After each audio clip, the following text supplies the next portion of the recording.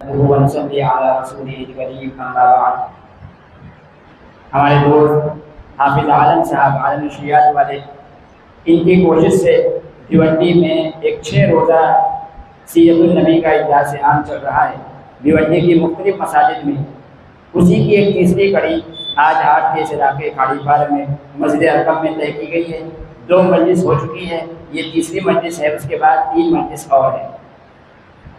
आज की इस मजलिस में जैसा कि आपको मालूम है, हज़रत उस्ताद जमीयत उलमा हिंद के नाज़िम तंजीम और अल जामिया इस्लामिया सिराजुल उलूम के उस्ताद हदीस उस्ताद मस्जिद अक्सा के खतीब हज़रत मौलाना मुफ्ती मोहम्मद हुज़ैफ़ा साहब क़ासिमी नाम बरकातहू तशरीफ़ ला चुके हैं। इंशाअल्लाह बहुत जल्द आपके सामने होंगे, हज़रत का खिताब होगा।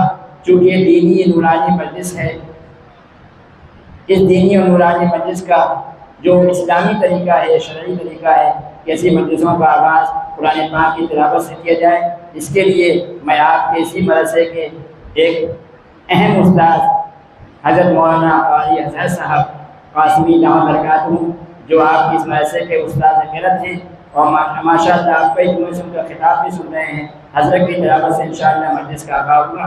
मैं हज़रत दरख्वास्त करता हूँ भाई हज़रत साहब तशरीफ़ लाएँ और कुरान करीम की तिलावत से मजलिस का आगाज़ करवाएँ।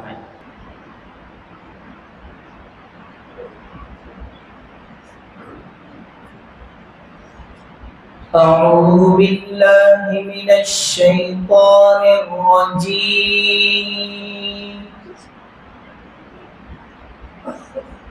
बिस्मिल्लाहिर रहमानिर रहीम।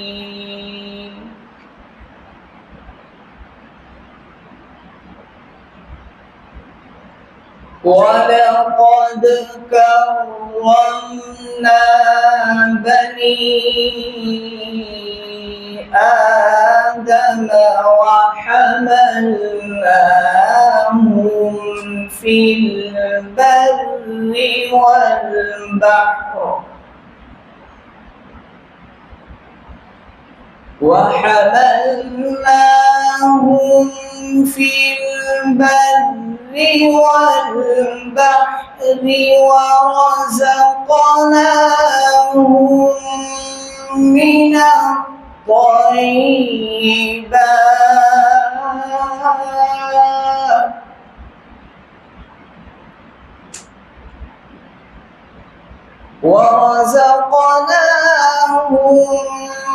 من الطيبات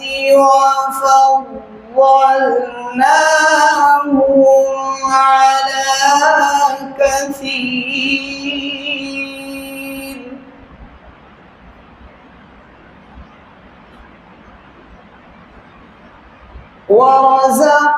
ورزقناهم من الطيبات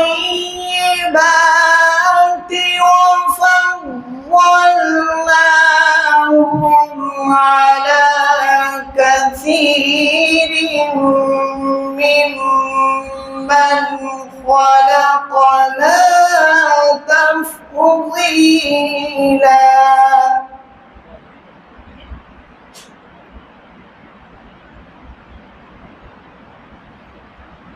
يوم ندعو كل أناس بإمامهم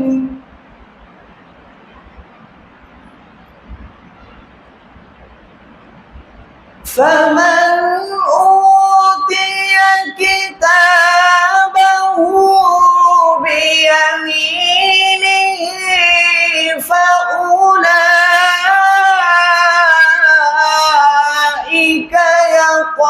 يقرؤون كتابهم ولا يظلمون فتيلا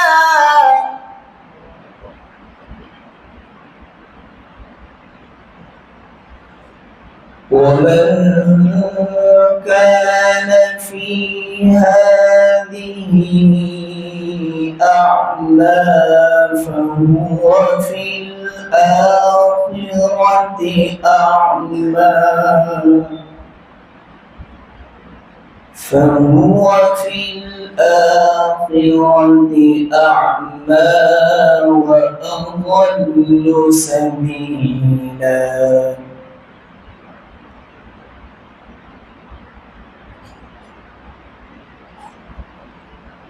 وإن كادوا ليفتنونك عن الذي أوحينا إليك لتفتري علينا غيره وإذا لاتخذوك خليلا.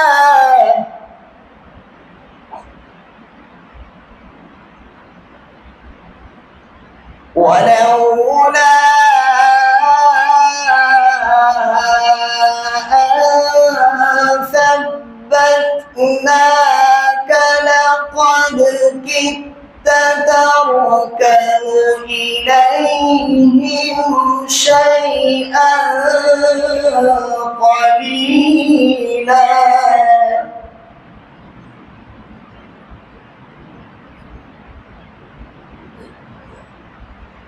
إذا لأذقناك ضعف الحياة وضعف الممات ثم لا تجد لك علينا نصيرا.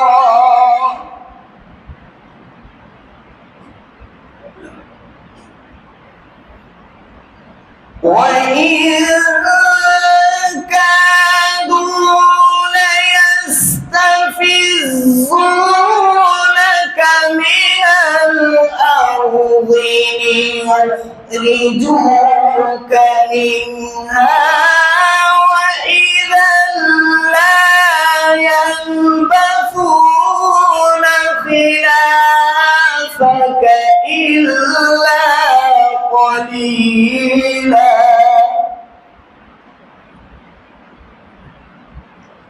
سنة من قد أرسلنا قبلك من رسلنا ولا تجد لسنتنا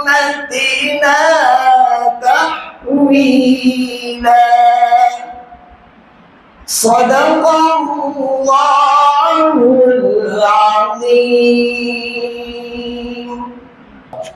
Faiza dari Mas'ud Nawasi ambil menurut yang dikasih oleh karena dipakai masih merasa kali ini Muhammad Faiz Sallallahu Alaihi Wasallam nasmi ada Muhammad Faiz lebih sahabat asli ke saya jadi Muhammad Faiz Sallallahu उनको दावत देता हूँ तशरीफ लाएं और नाले पाक के चंद कलमात से हम तमाम लोगों को मुस्तफीद। अस्सलामु अलैकुम वरहमतुल्लाहि वबरकातुह। दंगे है सब देख कर आधा इधर आधा उधर, दंगे है सब देख कर आधा इधर आधा उधर, दंगे है सब देख कर आधा इधर आधा उधर। हो गया हो गया हो गया पल में कमर, आधा इधर आधा उधर।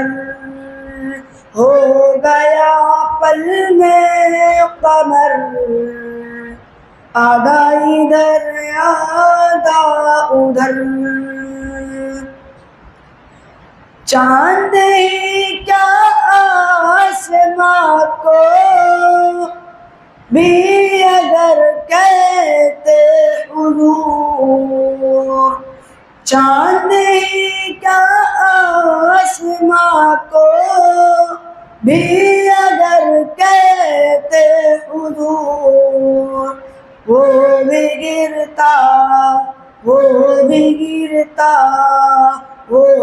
گرتا ٹوٹ کر، آدھا ادھر آدھا ادھر، وہ بھی گرتا ٹوٹ کر، آدھا ادھر آدھا ادھر۔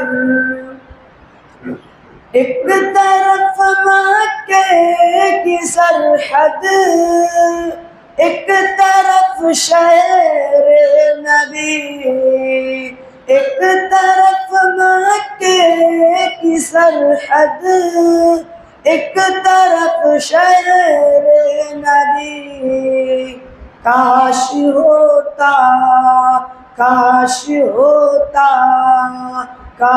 ہوتا میرا گھر، آدھا ادھر آدھا ادھر، کاش ہوتا میرا گھر، آدھا ادھر آدھا ادھر۔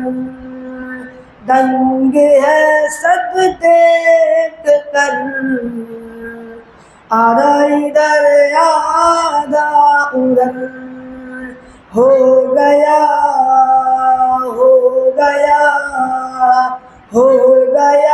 پل میں قمر، آدھا ادھر آدھا ادھر۔ دشمنان مصطفیٰ کو دیکھ لینا پل صراط، دشمنان مصطفیٰ کو دیکھ لینا پل صراط۔ ڈال دے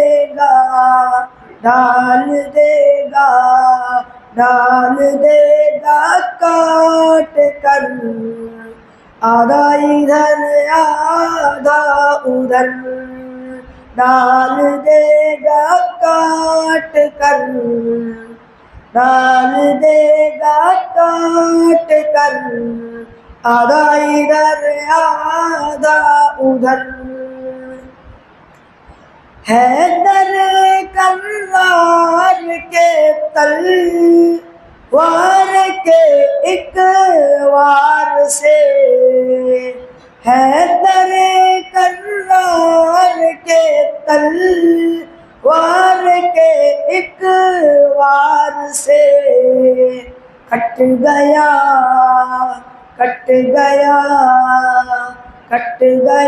مرہب کا سر، آدھا ادھر آدھا ادھر، کٹ گیا مرہب کا سر، آدھا ادھر آدھا ادھر۔ دشمن حرمین سن لو، ہم تمہارے جسم کو ڈال دیں گے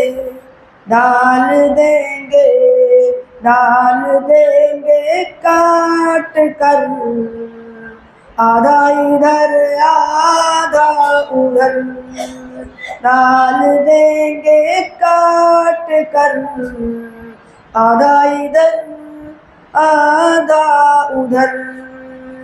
دنگ ہے سب دیکھ کر، آدھا ادھر آدھا ادھر، ہو گیا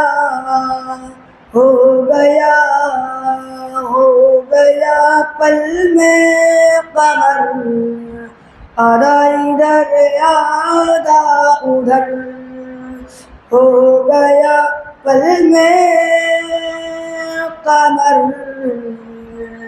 آدھا ادھر آدھا ادھر۔ السلام علیکم۔ ماشاءاللہ ابھی آپ محمد طارق صلی اللہ علیہ وسلم سے یہاں کی بات سن رہے تھے۔ ہمارے جنگ کی تحریک کے اس عنوان پر کچھ گفتگو نہ کرتے ہوئے اس عنوان پر انشاءاللہ ہمارے حضرت کریں گے۔ میں صرف آپ کو بتانا چاہوں کہ حضرت استاذ مفتی حذیفہ صاحب قاسمی صاحب برکاتہ یہ کی مشہور شخصیت ہیں کہ ابھی کل مغرا میں تحفظ اوقاف خاندان کی حضرت وہاں تشریف فرما تھے اور ابھی انشاءاللہ کئی دنوں تک مصروف رہیں گے اور حضرت کا وقت لینے کے لیے لوگ دور دور سے آتے ہیں، وقت لیتے ہیں۔ یہ ہمارے گھر والوں کے لیے بڑا اہم لمحہ رہتا ہے، بڑا اہم موقع رہتا ہے کہ حضرت ہماری چھوٹی سی دعوت پر لبیک کہتے ہوئے اور خاص طور سے کھاڑی پار کے علاقوں سے، کھاڑی پار کے لوگوں سے حضرت کو بہت محبت ہے۔ وہ حضرات جانتے ہوں گے حضرت استاذ کا جو بھونڈی کا قیام تھا وہ یہیں سے شروع ہوا تھا، کھاڑی پار کے علاقے سے۔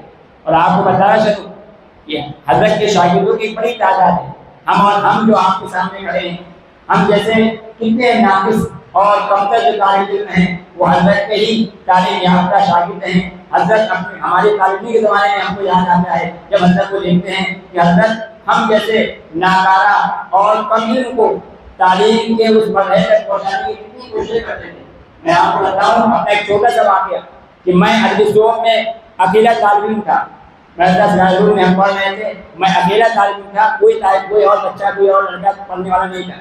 میرا دل ٹوٹ گیا کہ میں تعلیم چھوڑ دوں گا، لیکن حضرت کی توجہ سے، حضرت کی برکت سے میں رہا۔ اور پھر حضرت کس طریقے سے مجھے تعلیم دیے میں آپ کو بتاؤں۔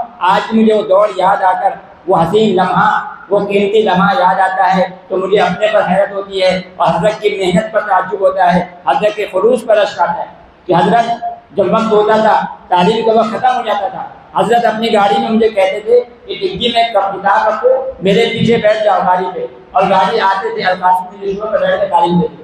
وہاں جب دکان بند کرنے کا وقت ہوتا تھا، حضرت کہتے نہیں ابھی تعلیم پوری نہیں ہوئی ہے، کتاب کا نصاب پورا نہیں ہوا ہے، ساتھ میں بیٹھو۔ مسجد اکثر جاتے تھے، کئی مرتبہ ایسا ہوا گھر میں آ کر پڑھاتے تھے کہ وقت پورا نہیں ہوا، مجھے سفر کی وجہ سے نصاب پورا نہیں ہو پائے گا۔ اس طریقے سے حضرت نے مجھے یہاں تک پہنچایا اور آج میں آپ کے سامنے جو کچھ بھی ہوں حضرت کی بدولت ہوں۔ حضرت کا سایہ ہمیشہ دراز رہے، حضرت کا عمر ہم جیسے لوگوں کی حوصلہ افزائی کرتے رہیں۔ پوری دنیا میں، پورے ہندوستان میں حضرت کا سفر ہوتا ہے۔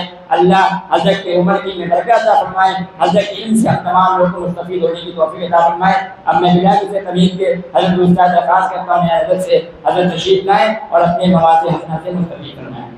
بسم اللہ الرحمن الرحیم۔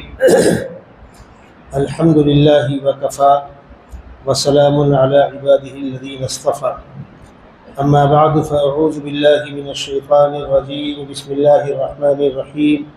لقد كان لكم في رسول الله أسوة حسنة لمن كان يرجو الله واليوم الآخر وذكر الله كثيرا، صدق الله مولانا العلی العظیم۔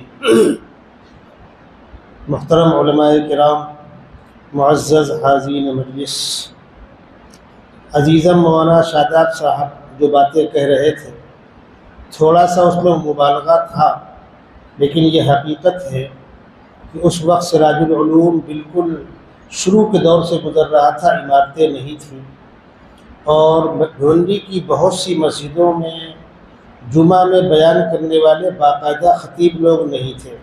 لوگ آتے تھے، مولوی صاحب کسی کو بھیج دیجئے، تو اس وقت چونکہ مجھے فرصت تھی تو میں طلباء کو تقریر لکھاتا تھا، پھر سنتا تھا، پھر مسجدوں میں بھیجتا تھا۔ ان طلباء کو آہستہ آہستہ کوشش کرتا تھا کہ یہ خود اپنے طور پر کچھ مواد نکال لیں۔ پہلے شروع میں 2 ہفتے 4 ہفتے لکھایا، پھر 2-4 کتابیں کھول کے ان کو بتلایا، دیکھو بھائی موضوع کا انتخاب ایسے کیا جاتا ہے، تھوڑا سا یہاں سے لے لو، تھوڑا سا یہاں سے لے لو، قرآن کی آیت شروع میں لگا لو، علامہ اقبال کا فلاں شاعر کا یہ شعر یہاں پر لگا لو، یہ تمہاری 20-25 منٹ تقریر ہو گئی۔ دوبارہ تم خود نکال کے لاؤ، وہ نکال کے لاتے، اس کو ہم دیکھتے، اس لیے کہ اصل میں طالب علم کے اندر خود اعتمادی، کانفیڈنس، خود کچھ کرنے کا حوصلہ جب یہ پیدا کر دیا جائے، اسی کا نام استعداد ہے، رٹ لینے کا نام استعداد نہیں۔ اس وقت مسجد ہدا میں جہاں پر آپ کا الہدایہ اسکول چل رہا ہے، اس وقت مسجد کچی تھی، پتلے کی تھی، اور حاجی اسد اللہ صاحب مرحوم جو ہمارے مدرسے سراج العلوم کے ٹرسٹ کے ممبر تھے، بڑے مخلص آدمی تھے، وہ میرے پاس آئے، انہوں نے کہا کہ بھائی ہمارے یہاں کوئی خطیب نہیں ہے، کوئی خطیب بھیج دیجیے۔ تو میں نے مولوی شاداب سے کہا ہمت کرو، میں نے لکھا دیا، تیاری کرا دی، 1 جمعہ 2 جمعہ 4 جمعہ، پھر یہ آہستہ آہستہ نکالنے لگے۔ اس وقت چونکہ مجھے فرصت تھی اور کبھی کبھی مخصوص موضوعات پر بولتا بھی تھا، آپ کے یہاں بھی اتفاق ہوا کھاڑی پار میں، تو محرم کا مہینہ آیا، اس سے کچھ دن پہلے ہی میں نے خلفائے راشدین کی عظمت پر، پھر اہل بیت کی محبت پر، پھر اسلام کو نقصان پہنچانے والی وہ تمام کوششیں جو صحابہ کو مجروح کرتی ہیں، خلفائے راشدین کو مجروح کرتی ہیں، اہل بیت کو مجروح کرتی ہیں، اس کی وضاحت اور تردید میں لکھا کر ان کو بولنے بھیجنا شروع کر دیا۔ اب یہ بیچارے اس وقت کتنے بڑے تھے معلوم ہے آپ کو؟ یہ اس وقت 11 سے 12 سال کے اندر تھے، ہو سکتا ہے 10 سال کے رہے ہوں۔ یہ خطیب صاحب بیان کر کے جا کر بچوں میں کھڑے ہو کر نماز پڑھتے تھے، ہلکے پھلکے تو وہ آج بھی ہیں، اس وقت اتنے ہی سے تھے۔ تو حاجی صاحب نے بلایا، کہا بیٹا تم ان موضوعات پر گفتگو کر رہے ہو، بہت نازک موضوع ہے یہ۔ تو انہوں نے فرمایا کہ آپ نے مجھے کوئی غلط بات بولتے ہوئے پایا کیا؟ میری کوئی بات غلط لگی آپ کو؟ کہنے لگے نہیں غلط تو نہیں لگی۔ تو کہنے لگے بس چلنے دیجئے۔ تو ان کو اور فکر ہوئی کہ یہ چھوٹا سا بچہ ایسی بات کیوں کر رہا ہے، تو پوچھا کہ تم تیاری کہاں سے کرتے ہو؟ تو بتلایا کہ مفتی صاحب تیاری کرا کے بھیجتے ہیں۔ تو انہوں نے اپنے لب و لہجے میں کہا ہاں توہین تو آئٹ کے بات کرتے آپ۔ یہ میں ایک مسجد کا آپ کو واقعہ سنا رہا ہوں، 4 سے 5 مسجدیں ایسی تھیں جہاں میں طلباء کو تیار کرا کے بھیجتا تھا۔ اس وقت مجھے فرصت تھی، آج افسوس کہ میرے پاس وہ وقت نہیں رہا، ورنہ طلباء پر اگر محنت کی جائے تو ان کے اندر بہت صلاحیتیں ہوتی ہیں، اسی پتھر کو تراش کر نگینہ بنایا جاتا ہے۔ بہرحال اللہ تبارک و تعالی ہمارے ان شاگردوں کو نیک نامی کا ذریعہ بنائے، اور ادارہ الحمدللہ جہاں تک پہنچا اللہ اس کو اور ترقیات سے ہمکنار کرے۔ آج کا جو مخصوص موضوع ہے، اس سلسلے میں میں یہ چاہتا ہوں کچھ وہ باتیں جو عام طور پر روز روز بیان نہیں ہوتی اور اہمیت کی حامل ہے وہی بولی جائے۔ اللہ تبارک و تعالیٰ اس کائنات کا خالق بھی ہے، مالک بھی ہے، رازق بھی ہے، اور ہماری زندگی کی موت کا مالک بھی ہے۔ اسی نے ہم کو دنیا کے اندر بھیجا۔ ہمارے بدن کے اندر حرکت جو ہے، خون کا دوران جو ہے، دل کی حرکت ہے، جسم کے اعضاء کی حرکت ہے، طاقت ہے، آنکھوں کی روشنی ہے، زبان کی گویائی ہے، یہ تمام طاقتیں اللہ کی دی ہوئی ہیں، وہ ہمارے جسم کا مالک ہے۔ اس کی اس کائنات میں ہم اور آپ مہمان بنا کر بھیجے گئے ہیں۔ اس دنیا میں آنے سے پہلے جہاں سارے انسانوں کی روحیں جمع ہیں، وہ آسمانی نظام میں وہ مقام ہے جہاں پر سارے انسانوں کی روحیں جمع ہیں، اس کو عالم بالا کہتے ہیں۔ دنیا میں آنے کے بعد جہاں ہم اور آپ موجود ہیں، یہ عالم دنیا ہے۔ آنکھ بند ہونے کے بعد قبر کی زندگی، برزخی زندگی، میدان محشر برپا ہونے سے پہلے اس کو عالم برزخ کہتے ہیں، قبر کی زندگی، قبر کی دنیا۔ اور میدان محشر میں جمع ہونے کے بعد ہمیشہ ہمیش کی زندگی، کامیاب ہو یا ناکام، اس کے بعد کسی کو دوبارہ موت نہیں آئے گی، وہ عالم آخرت ہے۔ 4 عالم ہے، عالم بالا، عالم دنیا، عالم برزخ، عالم آخرت۔ تو پہلا عالم جو ہے عالم بالا، وہاں سارے انسانوں کی روحیں جمع ہیں۔ اللہ تبارک و تعالیٰ نے اس عالم بالا میں ہم سب کی روحوں کو جمع کیا اور ہم سے ایک سوال کیا۔ کیا سوال کیا؟ دنیا کے اندر بھیجوں گا تو مانو گے کس کی؟ مجھے خدا مانو گے؟ الست بربکم قالوا بلا، ہم سب کی روحوں نے ایک آواز ہو کر کہا آپ کی ہی مانیں گے۔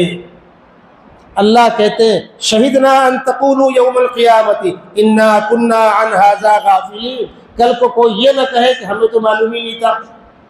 ہم میں سے ہر شخص اس باؤنڈیشن پر سگنیچر کر کے، انگوٹھا لگا کر حلف نامہ داخل کر چکا ہے، تب دنیا کے اندر بھیجا گیا۔ اب دنیا میں آنے کے بعد اگر خداوند قدوس نے انبیاء کرام کو نہ بھی بھیجا ہوتا تو اس عہد کی بنیاد پر ہم پابند تھے اللہ کی بات ماننے کے، انبیاء کرام کو بھیج دیا، یہ اس کا کرم اور احسان ہے۔ اسی لیے قرآن بار بار کہہ رہا ہے کہ انبیاء کرام کی بعثت یہ ہمارا احسان ہے۔ لقد من اللہ علی المؤمنین اذ بعث فیہم رسولا من انفسہم، رسول کی آمد پہلی نعمت، رسول کا انسان ہونا دوسری نعمت۔ ہم یہاں آ تو گئے، اللہ کے احکامات کے ماننے کے ہم پابند تو ہیں، لیکن ہمیں یہ معلوم کیسے ہوتا کہ ہمارا خالق کیا پسند کرتا ہے، کیا ناپسند کرتا ہے، اللہ کس بات سے خوش ہوتے ہیں، کس بات سے ناراض ہوتے ہیں، ہمیں یہ معلوم کیسے ہوتا؟ ہم ان آنکھوں سے خدا کو دیکھ سکتے ہیں؟ نہیں، آنکھیں پڑ جائیں گی۔ اس دنیا میں رہتے ہوئے ان آنکھوں سے خدا کا دیدار نہیں ہو سکتا، یہ آنکھیں پھٹ جائیں گی، اس کی متحمل نہیں ہے۔ ان کانوں سے اللہ کی آواز سن سکتے ہیں، کبھی کبھی کوئی سن سکتا ہے، عام حالات میں ہم ان گنہگار کانوں سے اللہ کی آواز سن بھی نہیں سکتے۔ تو رابطہ کیسے ہوگا؟ کمیونیکیشن کیسے ہوگا؟ اپنے رب سے ہم پوچھیں گے کیسے پروردگار آپ کو کیا پسند کیا ناپسند، جبکہ اللہ بندوں کو مکلف کر رہا ہے کہ میری مرضی کے مطابق زندگی گزارنا ہوگا۔ اس غیب کو ختم کرنے کے لیے خداوند قدوس نے انسانوں میں سے کچھ بندوں کا انتخاب کیا، جن کی خصوصی تربیت کی، اور جب عمر کے اس مقام کو وہ پہنچے جہاں سماج میں ایک ذمہ دار مقام کہلاتا ہے، تقریباً 40 سال کی عمر، چند انبیاء کو چھوڑ کر سارے انبیاء کرام کو نبوت 40 سال کی عمر میں ملی ہے، اس لیے کہ بچہ بالغ تو ہو جاتا ہے 14-15 سال میں، لیکن بچہ کہلاتا ہے، لاابالی پن ہوتا ہے، سماج میں وہ عزت کا مقام نہیں ہوتا، اور کنوارا ہو تو کسی گنتی میں ہوتا ہی نہیں ہے۔ شادی کے بعد بھی نئی عمر میں لوگ کہتے ہیں بچہ ہے، جب جوانی ڈھلتی ہے، یہ 35 اور 40 سال کے بیچ کی عمر ہوتی ہے، ڈھلتی جوانی، تو سماج میں اس کو عزت کا مقام دیا جاتا ہے، اب یہ بڑوں میں شامل ہوتا ہے۔ تو خداوند قدوس انبیاء کرام کو نبوت عام طور پر 40 سال کی عمر میں دیتے تھے، اور سیدنا محمد رسول اللہ صلی اللہ علیہ وسلم کو بھی 40 سال کی عمر میں نبوت سے سرفراز کیا گیا۔ ان انسانوں کی خداوند قدوس تربیت کرتا تھا، پھر ان کے اوپر فرشتے کو بھیج کر کے اپنا کلام، اپنا پیغام اتارتا تھا۔ یہ مقدس ہستیاں جن کا انتخاب خداوند قدوس کرتے تھے، اور یہ بات بھی آپ کے ذہن میں رہے کہ نبی کا انتخاب انسان نہیں کریں گے، نبی کا انتخاب خداوند قدوس کریں گے۔ کون نبی ہوگا کون نہیں ہوگا یہ تمہارا اختیار نہیں ہے۔ نبی کو یہاں کیوں بھیج دیا، وہاں کیوں نہیں بھیجا، وہاں کیوں بھیج دیا، وہاں کیوں نہیں بھیجا، یہ بندوں کا اختیار نہیں ہے۔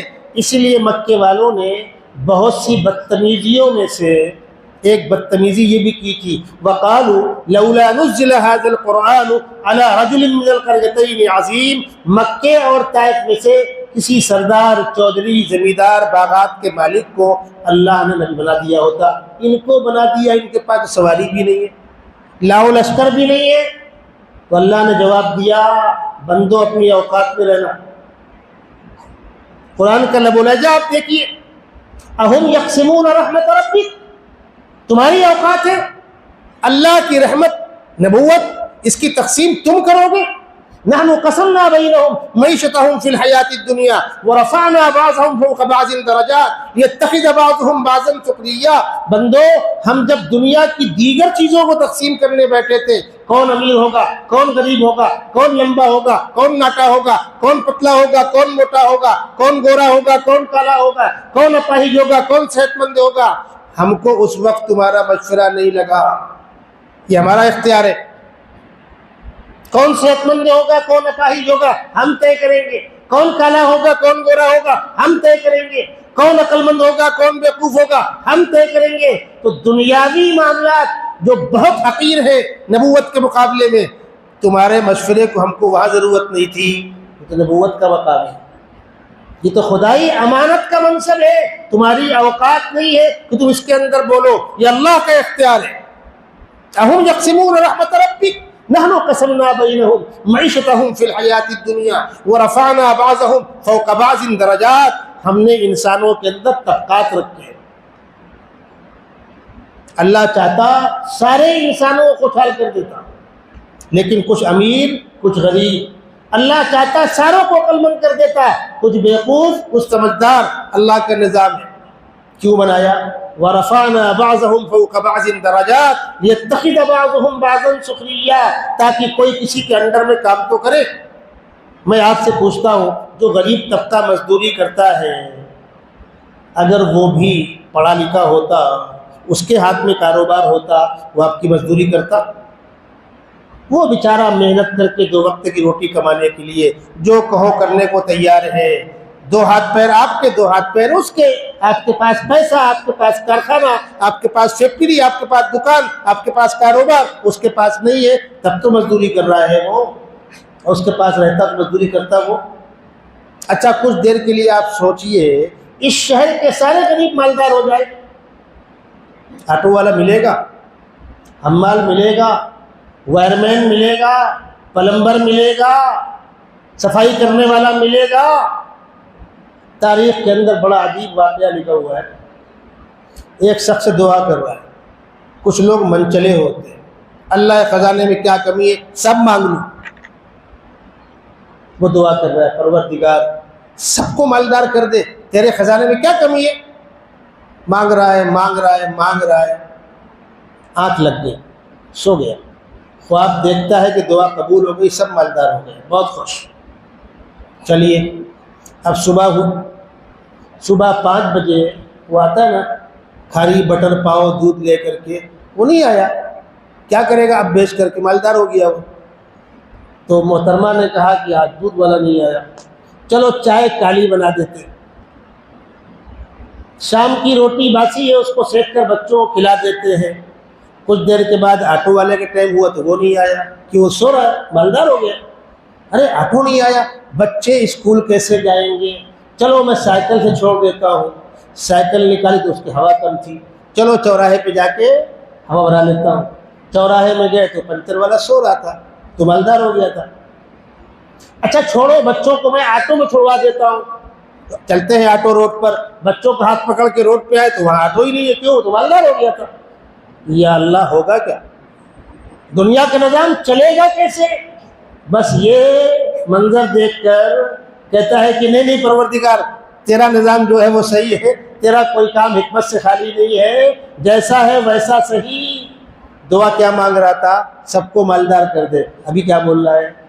آنکھ کھلنے کے بعد تو لوگوں نے کہا کیا ہوا بھائی؟ بولا میں نے سب دیکھ لیا، سب دیکھ. اور میں آپ سے صاف الفاظ میں کہہ رہا ہوں، اور مالدار کان کھول کر سن لیں، اس کائنات میں اللہ اتنوں کو ہی غریب رکھتا ہے جتنے سے نظام چل سکے. اور امیروں سے کہہ رکھا ہے ہم نے تم کو واسطہ بنایا ہے، رزاق تم نہیں ہو، رزاق ہم ہیں، تم واسطہ ہو. اپنی خوش قسمتی سمجھو کہ تمہاری معرفت وہاں پہنچ رہا ہے. ہم ڈائریکٹ ان کے مکانوں میں روزی اتار سکتے ہیں. تم اس کو اپنی ذاتی پراپرٹی مت سمجھو. ماں کے پیٹ سے لے کر نہیں آئے تھے، قبر میں لے کر نہیں جاؤ گے. یہ ہمارا نظام ہے کہ ہم تمہاری معرفت وہاں تک پہنچوا رہے ہیں. بہرحال پیچھے لوٹیے. انبیاء کرام کا انتخاب کون کرتا ہے؟ خداوند قدوس کرتا ہے. ان نبیوں پر اپنا پیغام اتارتے ہیں. اس پیغام کا نام ہے وحی. جو فرشتہ یہ پیغام لے کر آتا ہے اس فرشتے کا نام کیا ہے؟ جبرائیل امین. یہ کون ہے؟ فرشتوں کے سردار. طاقت کا عالم یہ ہے کہ 800 بازو ہیں. جبرائیل امین کے 800 پر ہیں، اور ایک ایک پر اتنا بڑا ہے کہ بھیونڈی شہر میں ایک کنارہ ٹچ کر دیں گے تو پوری بستی پلٹ جائے گی. جبرائیل امین اللہ کے نبی صلی اللہ علیہ وسلم کے پاس آتے تھے. 3 طرح آتے تھے. کبھی تو آواز بن کر آتے تھے، عام طور پر آواز بن کے آتے تھے. کبھی کسی انسان کے بھیس میں آتے تھے. ایک بڑے خوبصورت صحابی تھے حضرت دحیہ کلبی، ان کی شکل میں آتے تھے. کبھی کبھی پردیسی مسافر کی شکل میں آ گئے، میں سناؤں گا آپ کو حدیث. اور کبھی کبھی اصلی بھیس میں آئے. ایک مرتبہ اللہ کے نبی صلی اللہ علیہ وسلم درخواست کی، جبرائیل اصلی بھیس میں آئیے. تو انہوں نے کہا کہ آبادی کے اندر اتر نہیں پاؤں گا، آبادی کی گلیاں چھوٹی ہیں، پارکنگ کو جگہ زیادہ لگے گی، حضرت مکے سے باہر نکلیے۔ جن حضرات کو اللہ نے حج یا عمرے میں جانے کی سعادت نصیب فرمائی ہے، حرم میں جو باب السلام ہے جس کے سامنے پہلے شاہی محل تھا، اب یوں کہوں کہ حمام نمبر 3، حمام نمبر 3 سے آپ کبوتر چوک سے آگے بڑھیں گے تو وہ اجیات کا علاقہ ہے، اس وقت مکے کے باہر کا علاقہ تھا۔ جبرائیل امین نے اللہ کے نبی سے فرمایا یہاں پر آ جائیے، آپ اور آپ کے صحابہ وہاں گئے، جبرائیل امین آسمان سے اترے اور فضا میں رک گئے اور سارے بازو کھول دیے، 800 بازو سے آدھی دنیا ڈھک گئی۔ یہ وہ فرشتہ ہے جس کے ذریعے خداوند قدوس نے اپنا پیغام انبیاء تک پہنچایا ہے۔ کوئی یہ نہ سمجھے کہ راستے میں کسی نے ڈرا دھمکا کر چھین لیا ہوگا، کچھ جوائن کر دیا ہوگا، قرآن بجائے 30 کے 40 پارے میں 10 کم ہو گیا، فلانی آیت چھوٹ گئی۔ تو اللہ نے کہا ہے نزل به الروح الامین علی قلبک لتکون من المنذرین بلسان عربی مبین۔ یہ کلام جبرائیل امین لے کر آئے ہیں جس کی یہ خصوصیت ہے، یہ خصوصیت ہے، یہ خصوصیت ہے۔ تو انبیاء کرام پر یہ پیغام اترتا تھا جس سلسلے کا آغاز ہوا سیدنا آدم علیہ السلام سے اور اس کی تکمیل ہوئی سیدنا محمد رسول اللہ صلی اللہ علیہ وسلم پر۔ انبیاء کرام کا یہ سلسلہ اللہ کا بنایا ہوا، انبیاء کرام کی آمد اللہ کی طرف سے تھی، کتابوں کا نزول اللہ کی طرف سے۔ وہ کتابیں مٹتی رہی، ایک مٹی دوسری آ گئی، دوسری مٹی تیسری آ گئی۔ دنیا کا نظام اس وقت ویسا ہی تھا۔ اور قرآن مقدس کب اتارا گیا؟ آخری پیغمبر کب اتارا گیا؟ جب دنیا آباد ہو گئی۔ پچھلے انبیاء کرام ایک گاؤں کے، ایک علاقے کے، پہاڑ کے اس پار دوسرے نبی، اس پار دوسرے نبی، اس گاؤں میں دوسرے نبی، اس گاؤں میں دوسرے نبی، ایسا ہوتا تھا۔ بیک وقت دنیا کے اندر ہزاروں انبیاء کرام ہوتے تھے، الگ الگ علاقے ہوتے تھے۔ ایسا بھی ہوتا تھا کہ ایک ہی بستی میں کئی نبی ہیں، ان کا علاقہ ادھر، ان کا علاقہ ادھر۔ جیسے آپ جماعت والوں کو ہلکا بانٹ دیں کہ بھائی ارقم والے یہ جماعت اس رخ کو سنبھالے گی، وہ جماعت اس رخ کو سنبھالے گی، کام ایسے ہوتا ہے، کام میں کنٹرول ہوتا ہے۔ تو اللہ تبارک و تعالیٰ انبیاء کرام کو بسا اوقات ایک بستی میں کئی نبی ہوتے تھے، علاقے الگ الگ ہوتے تھے، شام کو ایک گھر میں ساتھ میں کھانا کھاتے تھے۔ آپ چونکیں گے ایسا کیسے ہوگا؟ ایک بستی میں کئی نبی؟ جی میں آپ کو مثال دوں گا، باپ بھی نبی بیٹا بھی نبی، تو گھر ایک ہوا کہ دو ہوئے؟ سیدنا ابراہیم علیہ السلام نبی، ان کے دو بیٹے، ایک فلسطین میں اسحاق نبی، مکے میں اسماعیل نبی۔ حضرت اسحاق کے بیٹے یعقوب نبی، یعقوب کے بیٹے یوسف نبی، بیٹا پوتا پر پوتا۔ حضرت داؤد بھی نبی، بیٹے سلیمان بھی نبی، حضرت زکریا بھی نبی، بیٹے یحییٰ بھی نبی، حضرت موسیٰ بھی نبی، بھائی ہارون بھی نبی۔ اب کیا کہیں گے آپ؟ اللہ کا نظام تھا۔ اس زمانے میں دنیا غیر آباد تھی، علاقہ چھوٹا تھا، انبیاء کرام الگ علاقوں کے لیے آئے، اپنا کام کیا اور چلے گئے۔ سیدنا محمد رسول اللہ صلی اللہ علیہ وسلم کے علاوہ کسی نبی کی کتاب میں، ان کی تعلیمات میں ایک لفظ ہم کو کوئی دکھا نہیں سکتا کہ میں دنیا کا نبی ہوں، میں آخری نبی ہوں۔ پچھلے کسی نبی نے یہ بات نہیں کہی۔ ہر نبی نے کہا میرے بعد بھی کوئی نہ کوئی آئے گا، ان کے بعد بھی کوئی آئے گا۔ اگلے نبی کی خوشخبری سنا دیا کرتے تھے، پچھلے نبی کی تائید کر دیا کرتے تھے۔ تمام انبیاء کرام علاقے کے نبی تھے۔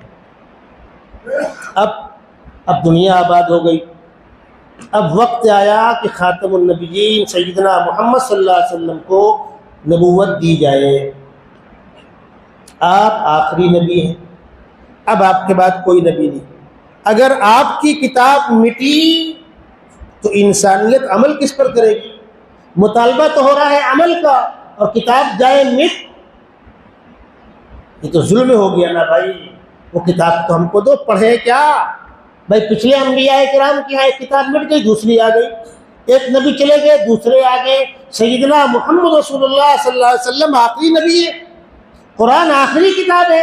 اگر یہ کتاب بھی مٹی اور آپ کی تعلیمات بھی مٹی تو امت عمل کس پر کرے گی؟ تو خداوند قدوس نے قرآن کی حفاظت کا وہ نظام بنایا۔ اور میں آپ کو بتلا دوں، اللہ نے جو وعدہ کیا ہے اِنَّا نَحْنُ نَزَّلْنَا الذِّكْرَ وَإِنَّا لَهُ لَحَافِظُونَ، یہ اس وقت ہے کہ ہم اور آپ قرآن پڑھنا پڑھانا چھوڑ دیں۔ سارے انسان انکار کرتے، ہم قرآن نہیں پڑھیں گے، ہم خدا کو نہیں مانتے، ساری انسانیت بغاوت کر جائے، پھر اللہ اپنے کلام کی حفاظت کے لیے آسمان کے برسات کی بوندوں کو استعمال کریں گے، پیڑوں کی پتیوں کو استعمال کریں گے، دریا کی مچھلیوں کو استعمال کریں گے، ہواؤں سے جھونکوں سے قرآن پاک کی تلاوت ہوگی۔ الحمدللہ ابھی اس کا وقت نہیں آیا۔ امت نے اپنی سعادت سمجھ کر قرآن پاک کو سینے سے لگایا ہے۔ ایک ایمان والا کتنا بھی گیا گزرا ہو، قرآن سے محبت اس کی فطرت کا حصہ ہے۔ اور یہ کتاب بھی ایسی پاکیزہ کتاب ہے جس کو دیکھو تو سکون ملتا ہے، جس کو پڑھو تو سکون ملتا ہے، جس کو سنو تو سکون ملتا ہے۔ بیمار پر پڑھ کر پھونکو، شفا ہوتی ہے۔ ننزل من القرآن ما هو شفاء ورحمۃ للمؤمنین، اللہ کے نبی صلی اللہ علیہ وسلم بیماروں پر قرآن پڑھ کے پھونکتے تھے، پانی میں پھونک کر پلاتے تھے۔ نادان ہیں وہ بیچارے جن کو سمجھتا ہی نہیں ہے۔ ہاں اس کے اندر لوگوں نے گندگیاں بڑھا دی، تماشے بازیاں کر دی، ہم اس سے اتفاق نہیں کرتے، لیکن قرآن سراپا شفا ہے۔ اس کو پڑھ کر پھونکو، بن مریضوں کا شفا ہے، ظاہری شفا بھی ہے، باطنی شفا بھی ہے۔ يثبت الله الذين آمنوا بالقول الثابت في الحياة الدنيا وفي الآخرة ويضل الله الظالمين ويفعل الله ما يشاء۔ اس سے ایمان والوں کے ایمان کو ثبات قدمی ملتی ہے، پختگی ملتی ہے۔ الذين آمنوا وتطمئن قلوبهم بذكر الله ألا بذكر الله تطمئن القلوب، اللہ کی یاد سے دلوں کو اطمینان ملتا ہے، سکون ملتا ہے۔ ظاہری بھی شفا ہے، باطنی بھی شفا ہے۔ انبیاء کرام کا یہ سلسلہ تو سیدنا آدم علیہ السلام سے شروع ہوا، مختلف انبیاء کرام سے ہوتا ہوا خاتم الانبیاء سیدنا محمد مصطفیٰ صلی اللہ علیہ وسلم پر آ کر مکمل ہوا ہے۔ پچھلے انبیاء کرام اور آن حضرت صلی اللہ علیہ وسلم میں چند بنیادی فرق۔ پہلا فرق تو یہ ہے وہ انبیاء مخصوص علاقے کے نبی تھے، اسی لیے ان کے یہاں جو گفتگو تھی، جو خطاب تھا، اس کے الفاظ تھے یا قومی، یا اخوانی، اے میری قوم، اے میرے بھائیوں۔ سیدنا محمد صلی اللہ علیہ وسلم کے یہاں یہ صیغے نہیں ہیں۔ آپ نے صرف قریش کو خطاب نہیں کیا ہے اے میرے خاندان والوں، اے میری قوم کے لوگوں، اے مکے والوں، اے حجاز والوں، نہیں، یہاں کیا ہے؟ خداوند قدوس کہہ رہے ہیں اے پیغمبر آپ اعلان کر دیجئے قل یا ایھا الناس انی رسول اللہ الیکم جمیعا، اے لوگو الناس، کہیں کبھی ہو، مشرق کا ہو، مغرب کا ہو، شمال کا ہو، جنوب کا ہو، ساری کائنات میں بسنے والے انسانوں جنات سنو، قل یا ایھا الناس انی رسول اللہ الیکم جمیعا، میں تم سب کی جانب اللہ کی طرف سے رسول بنا کر بھیجا گیا ہوں۔ وہ کام جو پچھلے انبیاء کرام، لاکھ سے زائد انبیاء کرام جو کام کر رہے تھے، وہ کام تن تنہا آقا صلی اللہ علیہ وسلم کو دیا گیا۔ پچھلے انبیاء کرام کو ان کی نبوت کی تائید تصدیق کے لیے جو معجزات دیے گئے تھے، وہ سب کے سب آ کر سیدنا محمد رسول اللہ صلی اللہ علیہ وسلم کیا سمو گئے، جمع ہو گئے۔ کہنے والے نے کہا حسن یوسف دم عیسیٰ ید بیضا داری آنچ خوبہ ہمہ دارن تو تنہا داری، وہ سارے مل کر جن خوبیوں کے حامل تھے، آپ تنہا ان خوبیوں کے حامل ہیں۔ آپ کو دنیا کے سینٹر میں جا گیا، مکہ دنیا کا سینٹر ہے، اور آپ کو یہ تمغہ دیا گیا کہ آپ آخری نبی ہیں، اب قیامت تک آپ کا دین چلے گا، اب قیامت تک قرآن کی بات چلے گی، اب آخری دین دین اسلام ہے، ان الدین عند اللہ الاسلام۔ اور پچھلے سارے ادیان اب ان کا وقت ختم ہو گیا۔ آپ کو بتلا دوں، پچھلے دین والوں کو یہ بات بہت خراب لگتی ہے۔ اکثر تو مٹ گئے، نام و نشان مٹ گیا، دو ہیں ٹکراؤ لینے والے ہم سے، یہودی اور نصرانی۔ موسیٰ علیہ السلام کی امت یہودی ہے، عیسیٰ علیہ السلام کی امت کرسچن نصرانی ہے۔ وہ کہتے صاحب واہ، کیا موسیٰ اللہ کے بھیجے ہوئے نبی نہیں تھے؟ کیا توریت اللہ کی دی ہوئی کتاب نہیں ہے؟ کیا بائبل انجیل اللہ کی دی ہوئی کتاب نہیں ہے؟ اس کو آپ کیسے کہہ رہے ہیں مٹ گئی؟ ارے ظالموں، مٹ گئی، ہم مٹانے گئے تھے کیا؟ تم نے خود ہی مٹایا۔ توریت کو یہودیوں نے مٹایا ہے، بائبل کو عیسائیوں نے مٹایا ہے۔ ایسے حالات بنے، انہوں نے اپنی کتابوں کو خود محرف کر دیا۔ اور سن لیجئے فرق، ان کتابوں کی اصل شکل موسیٰ علیہ السلام پر توریت جس کنڈیشن میں اتری تھی، جس زبان میں اتری تھی، جن الفاظ میں اتری تھی، دنیا میں نسخہ توریت کا کہیں موجود نہیں ہے۔ عیسیٰ علیہ السلام پر بائبل جس زبان میں اتری تھی، جن الفاظ میں اتری تھی، دنیا میں کہیں وہ الفاظ والی کتاب موجود نہیں ہے۔ حتیٰ کہ موسیٰ علیہ السلام کی وہ زبان جس میں توریت اتری تھی، وہ زبان دنیا میں کہیں نہیں بولی جاتی۔ اس وقت دنیا کے اندر جو بائبل کے نسخے ہیں وہ ترجمے در ترجمے ہیں۔ اس پر آپ کو ایک اہم واقعہ سنا دوں۔ حضرت مولانا ذوالفقار صاحب نقش بندی متظلہ العالی، جو اصلاً کالج کے پڑھے ہوئے ہیں، مولانا طارق جمیل صاحب اور مولانا ذوالفقار صاحب یہ دونوں عالم بھی ہیں، لیکن اصلاً یہ دونوں کالج کے پڑھے ہوئے ہیں۔ مولانا تقی عثمانی جو کالج میں پڑھے ہیں، ٹاپ کرتے اوپر تک گئے ہیں، لیکن مدرسوں سے پڑھ کر گئے۔ ان کے ابا جان مفتی شفیع صاحب نے ان کو باقاعدہ مدرسوں میں پڑھایا ہے۔ اور ہندوستان نہیں، پاکستان ہندوستان نہیں، اس وقت ایک ہی تھا۔ پوری دنیا کے چوکی کے علماء میں جو چند نام آتے ہیں، اس میں تقی عثمانی صاحب کا نام آتا ہے۔ ان کو تو الگ رکھیں آپ، بچے یہ دونوں، مولانا طارق جمیل صاحب، مولانا ذوالفقار صاحب، اللہ تبارک و تعالیٰ نے ان سے بڑا کام لیا، اللہ دونوں کو اچھا رکھے۔ مولانا ذوالفقار صاحب نے اپنا واقعہ سنایا کہ میں امریکہ گیا ہوا تھا،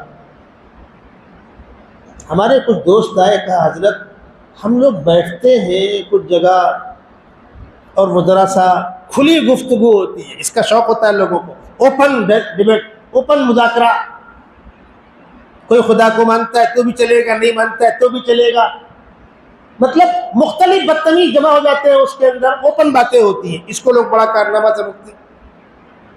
ہم لوگ بیٹھتے ہیں، وہاں وہ لوگ مذاق میں اسلام کو نیچا دکھاتے ہیں۔ اور حضرت آپ کو تو اللہ نے دونوں علوم کے اندر مہارت دی ہے، آپ ٹاپ کی انگریزی بولتے ہیں، آپ ان تمام چیزوں سے واقف ہیں جہاں سے وہ تماشے بازیاں کر سکتے ہیں، تو میری خواہش یہ ہے کہ آپ ہمارے ساتھ چلیں۔ آپ بیٹھے، مولانا گئے، بیٹھے ڈیبیٹ میں، کچھ دیر باتیں ہوئی، مولانا نے فرمایا میری خواہش یہ کہ ہم لوگ کل پھر جمع ہوں اور ہر مذہب والا اپنی مذہبی کتاب پڑھ کر سنائے۔ طے ہو گیا، جمع ہوئے، کون پہلے پڑھے گا؟ وہ چاہتے ہیں وہ پہلے، وہ چاہتے ہیں وہ پہلے۔ بھائی جس ترتیب سے ہے اس ترتیب میں شروع ہو جاؤ، پہلے موسیٰ علیہ السلام، پھر عیسیٰ علیہ السلام، پھر محمد صلی اللہ علیہ وسلم۔ تو یہودی سے کہا تم کھڑے ہو، وہ کھڑا ہوا، اس نے توریت کے نام پر کچھ پڑھنا شروع کیا، تو حضرت نے کہا رکیے، ہم لوگوں نے کل کیا طے کیا تھا؟ اپنی اوریجنل مذہبی کتاب پڑھ کر سنانا ہوگا۔ جو آپ سنا رہے ہیں موسیٰ علیہ السلام پر یہی اتری تھی؟ کہا نہیں۔ پھر وہ کدھر ہے؟ یہ تو اس کا ترجمہ ہے، کمی ذاتیہ ہے اس کے اندر، حذف و اضافہ ہے۔ تو کہنے لگے بس یہی ہے میرے پاس، تو بیٹھ گیا۔ اب کس کا نمبر تھا؟ عیسائی کا۔ اس نے سوچا اسی ذلت سے مجھ کو گزرنا پڑے گا۔ اس نے کہا حضرت بس ختم کر دیجیے مجلس کو، لاؤ نو کتابیں۔ ان کتابوں کو ہم مٹانے گئے تھے، ہم تھے اس وقت امت محمدیہ۔ توریت تو کس نے مٹایا؟ تم نے مٹایا۔ انجیل کس نے مٹایا؟ تم نے مٹایا۔ اور آج تفصیل کا موقع نہیں، اشارے کر رہا ہوں۔ موسیٰ علیہ السلام کی پوری زندگی یہودیوں نے خالی ان کو تنگ کیا، حیران کیا، اتنا حیران کیا، اتنا حیران کیا کہ قرآن مقدس کو کہنا پڑا ایمان والوں سے کہ دیکھو وہ گستاخ امت تھی جو اپنے نبی کی شان میں گستاخی کرتی تھی. یا ایھا الذین آمنوا لا تکونوا کالذین آذوا موسیٰ فبرأہ اللہ مما قالوا وکان عند اللہ وجیہا. بنی اسرائیل موسیٰ علیہ السلام کے بیان کے بیچ میں پھوہڑ سوالات کرتے تھے، بدتمیزی کرتے تھے. قرآن نے امت محمدیہ سے کہا ام تريدون ان تسألوا رسولکم کما سئل موسیٰ من قبل. قرآن دفاع کر رہا ہے کہ موسیٰ علیہ السلام ہمارے محترم نبی ہے. قوم گستاخ اور بدتمیز تھی، اور بدتمیزی کا عالم یہ تھا کہ جب مصر سے نکل کر وادی سینا میں پہنچ گئے تو تماشے بازیاں سنی. موسیٰ دھوپ بہت لگتی ہے، اچھی بات ہے، یہ میدان تو ہی ہے. موسیٰ علیہ السلام نے دعا کیا، پروردگار نے بادل کا سایہ کر دیا. جہاں تک یہ قوم تھی بدلی ہو گئی، روشنی آئے گی دھوپ نہیں آئے گی. موسیٰ کیا کھائیں؟ اللہ نے کہا لو، کیوں فکر کرتے؟ جو کیڑے مکوڑوں کو کھلاتا ہے، جو کتوں بلوں کو کھلاتا ہے، وہ انسانوں کو بھوکا سلائے گا؟ جس علاقے میں تھے وہاں پیڑ کے تنے میں حلوہ جمنے لگا، اور چھوٹے پرندے بٹیر سائز کے لاکھوں لاکھ ٹہلتے، پکڑ لو، ذبح کر لو، بھون لو، یہ کیک جیلی ہے کھاؤ اور الحمدللہ بولو. لیکن اشتاق مت کرنا، اشتاق مت کرنا. لیکن یہ کمبخت ناشکری قوم یہ اشتاق کرنے لگی، سڑنے لگا. چلیے اس کو برداشت کیا گیا. پھر ان سے کہا گیا کہ پردیس پہ کہاں مارے مارے پھر رہے ہو؟ تو تمہارا اصل وطن ہے فلسطین، تم وہاں سے آئے تھے نا. کب آئے تھے؟ حضرت یعقوب علیہ السلام فلسطین میں تھے، ہاں. ان کے بیٹے یوسف علیہ السلام فلسطین میں تھے، جی. بھائیوں نے یوسف کو کنویں پھینکا، جی. پھر نکال کر غلام بنا کر بیچ دیا، مصر میں گئے، مصر کے بادشاہ نے خرید لیا، وہاں پلے بڑھے. پھر زلیخا نے بری نگاہ سے آپ کو دیکھا، آپ نے انکار کیا، جیل میں ڈال دیے گئے. اس کے بعد بادشاہ نے بڑا ڈراؤنا خواب دیکھا، تفسیر قرآن کے اندر موجود ہے اس کی. یا ایھا الملأ افتونی فی رؤیای ان کنتم للرؤیا تعبرون قالوا اضغاث احلام وما نحن بتأویل الاحلام بعالمین. بادشاہ کہہ رہا ہے درباریوں میں نے خواب دیکھا ہے. کیا دیکھا ہے؟ انی ارا فی المنام قال الملك انی ارا 7 بقرات سمان یاکلهن 7 عجاف و7 سنبلات خضر واخر یابسات. 7 دبلی پتلی گائے، 7 صحت مند گائے، پتلی گائے صحت مند گائے کو کھا رہی ہے. 7 سوکھی سوکھی بالیاں گیہوں کی، 7 ہری بالیاں سوکھی بالیاں ہری بالیوں کو کھا رہی ہے. اس کی تعبیر دو. خواب تو بہت اہم تھا، جواب کسی ایک کو آتا نہیں تھا. اب کیا کریں؟ ارے کہنے کے صاحب یہ سب بیکار کی باتیں ہیں، ان چکروں پڑیے مت. آپ نے زیادہ کھانا کھا لیا ہوگا، مرچا مسالہ کھا لیا ہوگا، گیس چڑھ رہی ہوگی. بادشاہ پریشان، کمبختو اتنا خطرناک خواب ہے یہ، اس کی تعبیر تو بتلاؤ. کسی کے پاس تعبیر نہیں تھی، اللہ کا انتظام تھا. جب یوسف علیہ السلام جیل میں جا رہے تھے تو ان کے ساتھ 2 اور قیدی جیل میں گئے. قرآن کہتا ہے دخل معہ السجن فتیان، 2 نوجوان اور گئے. انہوں نے جیل کے اندر جانے کے بعد اپنا خواب بتلایا. قال احدهما انی ارانی اعصر خمرا وقال الاخر انی ارانی احمل فوق رأسی خبزا تاکل الطیر منہ. ایک خواب دیکھتا ہے کہ میں انگور نچوڑ کے شراب بنا رہا ہوں. دوسرا خواب دیکھتا ہے کہ میرے سر پر روٹیاں رکھی ہوئی ہیں، پرندے نوچ نوچ کے کھا رہے ہیں. تو آپ نے فرمایا تم دونوں کے خواب کی تعبیر یہ ہے، جس نے دیکھا ہے کہ میں شراب نچوڑ رہا ہوں وہ رہا ہوگا اور بادشاہ کا ساقی بنے گا، اور جس نے خواب دیکھا ہے کہ پرندے روٹی نوچ نوچ کے کھا رہے ہیں اس کو پھانسی ہوگی، اس کی لاش کو پرندے نوچ کر کھائیں گے. مرنے والا مر گیا، چھوٹنے والا چھوٹ گیا. نکلتے وقت آپ نے اس سے کہا تھا وقال للذی ظن انہ ناج منہما اذکرنی عند ربک. ذرا بادشاہ سے کہنا پردیسی مسافر کو بے قصور جیل میں کیوں ڈال رکھا ہے؟ قصوروار میں نہیں ہوں، قصوروار زلیخا ہے، لیکن مصیبت میرے گلے آئی. یہ حضرت چھوٹے تو بھول گئے. جب بادشاہ نے وہ خواب دیکھا اور کوئی تعبیر دینے والا نہیں تھا تو اس کو یاد آیا کہ ایک نوجوان جیل میں ہے جو اس فن کا ایکسپرٹ ہے. اس نے بادشاہ سے کہا حضرت وہ جو جیل میں مسافر قیدی ہے نا وہ اس لائن کا ایکسپرٹ ہے، آپ اگر اجازت دیں تو میں جا کر اس سے پوچھوں. جاؤ. وہ آیا. یوسف ایھا الصدیق افتنا فی 7 بقرات سمان، پورا واقعہ سنایا، پورا خواب سنایا. آپ نے فرمایا یہ خواب بہت اہم خواب ہے. بادشاہ سے کہہ دینا تمہاری مملکت میں 7 سال خوب غلہ پیدا ہوگا، خوب خوشحالی ہوگی، اور اگلے 7 سال خطرناک قحط پڑے گا. قال تزرعون 7 سنين دابا فما حصدتم فذروه في سنبله الا قليلا مما تاكلون ثم ياتي من بعد ذلك عام فيه يغاث الناس وفيه يعصرون ثم ياتي من بعد ذلك 7 شداد ياكلن ما قدمتم لهن. پورا واقعہ قرآن نقل کر رہا ہے. بادشاہ سن کر گھبرا کر کھڑا ہو گیا. اتنا خطرناک خواب ہے کہ میری مملکت میں 7 سال کا قحط پڑے گا. آپ سوچئے لاکھ اللہ پیدا ہو، رکھوں کہاں، بچاؤں کیسے، چوہوں سے، دیمک سے، کیڑوں سے. اس پر تو کولڈ اسٹور تھا نہیں. یہ 7 سال اسٹاک کیسے کرنا ہوگا. ایک کام کرو، جلدی جاؤ اس کو چھڑا کر لاؤ. جیلر کے نام پرچہ دیا لکھ کر آرڈر، اس قیدی کو فوراً چھوڑا جائے. وہ آیا، حضرت چلیے بادشاہ سلامت نے آپ کو یاد کیا. فرمایا نہیں جاتا. ارے نہیں جاؤ گے؟ نہیں جاؤں گا. پھر بادشاہ سے کو پہلے اس مسئلے کا خلاصہ کریں. مجرم میں کی زلیخا ارجع الی ربک، جاؤ کہو پہلے فیصلہ کرو، اس لیے کہ اب بالکل کرنٹ نیوز آ گئی ہے. بادشاہ نے بلایا زلیخا کو، عورتوں کہا دیکھو بھائی میرے گلے پھندا لگا ہوا ہے، یہ مصیبت ہے، اور یوسف جیل سے باہر آنے کو تیار نہیں ہے. سچی بتلانا مجرم کون تھا. تو قرآن کہتا ہے قالت امرأة العزیز الآن حصحص الحق انا راودته عن نفسه وانه لمن الصادقین. میں اعلان کرتی ہوں بچہ سچا تھا، میں برے ارادے سے اس کو برائی کی دعوت دے رہی تھی. اللہ جس کو عزت دینا چاہے اس کا ہاتھ کوئی نہیں پکڑ سکتا. تب اس اعلان کے بعد حضرت یوسف باہر آئے. بادشاہ نے کہا یوسف اس مصیبت کا حل، تو فرمایا اجعلنی علی خزائن الارض انی حفیظ علیم. میں ایماندار بھی ہوں، جانکار بھی ہوں، غلے کو سنبھال کر 7 سال میں رکھوں گا. رکھا، وزیر خزانہ بنے. بادشاہ کا انتقال ہو گیا، بادشاہ بن گئے. جب بادشاہ بن گئے، قصہ بہت لمبا ہے، وقت اتنا لمبا نہیں ہے. اب آئیے مدعے پر.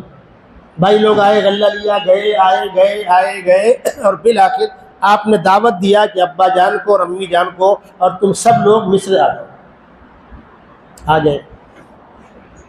بڑا احترام تھا، کچھ دن تک عزت کے ساتھ رہے. پھر علاقائی پردیسی کی بحث چھڑی وغیرہ وغیرہ. یہ خاندان مصر میں کہاں سے آیا تھا؟ کنعان سے. کب آیا تھا؟ حضرت یوسف کے زمانے میں.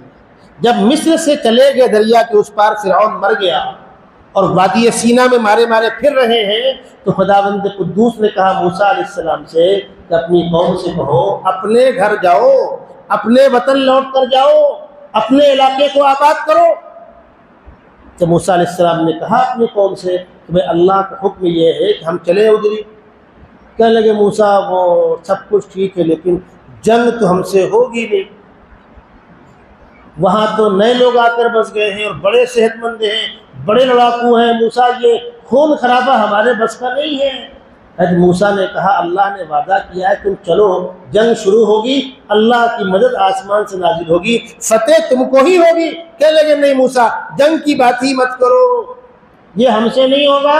اور موسیٰ جنگ من کرنا ہے تم جاؤ، تمہارا خدا جائے، ہم یہاں بیٹھے. اذهب انت وربك فقاتلا انا هنا قاعدون. یہ بدتمیزی. آپ کو بتلا دوں جنگ بدر میں اللہ کے نبی صلی اللہ علیہ وسلم جو صحابہ کو لے کر آئے تھے وہ جنگ کے لیے نہیں آئے تھے، وہ تو تجارت کے قافلے کا تعاقب کرنے آئے تھے. اور جب ابو جہل کا لشکر سامنے آ گیا تو آپ نے مشورہ کیا. آپ نے پوچھا تمہاری کیا رائے ہے؟ تو مکے کے مہاجر صحابہ کھڑے ہو گئے جیسا آپ فرمائیں. آپ نے پوچھا تمہاری کیا رائے ہے؟ 3 بار پوچھا تو انصار مدینہ سمجھ گئے کہ ہمارا منشا آپ جاننا چاہتے ہیں. حضرت سعد بن عبادہ کھڑے ہوئے اور کہا یا رسول اللہ آپ نے کیا ہم کو موسیٰ علیہ السلام کی نافرمان امت سمجھی ہے؟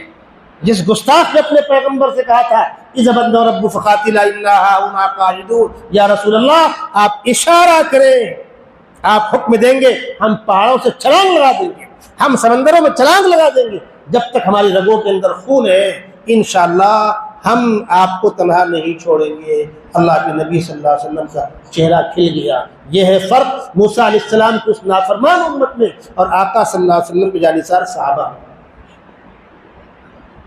اس بدتمیزی کے بعد موسیٰ علیہ السلام نے کیا کہا؟ رب انی لا املک الا نفسی واخی فافرق بیننا وبین القوم الفاسقین۔ پروردگار اب میں ان نافرمانوں کے بیچ میں نہیں رہنا چاہتا، میں اپنا اور بھائی ہارون کی گارنٹی لیتا ہوں، قوم سے مجھ کو الگ کر دیجئے۔ تو خداوند قدوس نے کہا کہ میرے محبوب پیغمبر، قوم کو چھوڑ کے تم نکل جاؤ پہاڑی علاقوں میں، ان کمبختوں کو اس مقام سے 40 سال نکلنا نصیب نہیں ہوگا۔ وادیتی یتیہون فی الارض فلا تأس علی القوم الفاسقین۔ موسیٰ علیہ السلام چلے گئے، ناراض ہو کر گئے، اور اسی حال میں دنیا سے وہ گئے ہیں۔ تمہیں حق ہے دعویٰ کرنے کا؟